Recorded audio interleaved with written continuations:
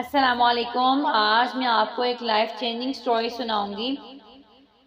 ایک دفعہ کسی حاملہ ہرن کو بچہ جنم دینے کی حاجت پیش آئی تو اس نے دریا کے کنارے پر موجود جنگل کی راہ اختیار کی۔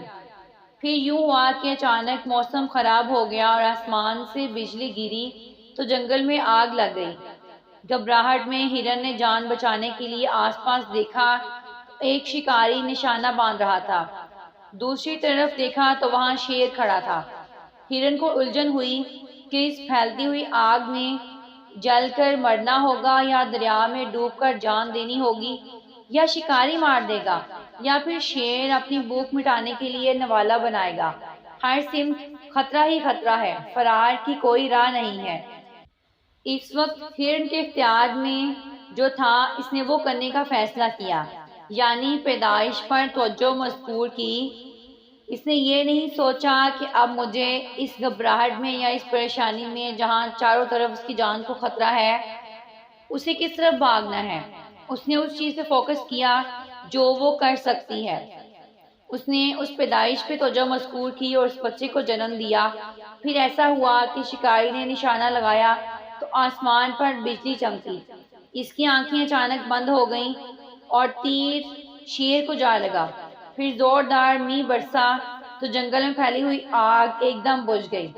ہرن کو اس کے خالق نے بچا لیا اور اس نے اپنے بچے کو جنم دے دیا۔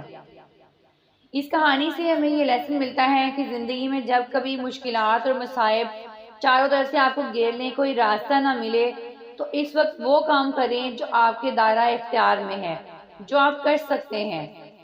باقی چیزیں اس ذات کے لیے چھوڑ دیں جس نے نظام عدل کو چاروں طرف سے گھیر رکھا ہے، وہی آپ کی حفاظت کرے گا، کیونکہ انسان ایک حد تک با اختیار ہے اور ایک حد تک لاچار ہے۔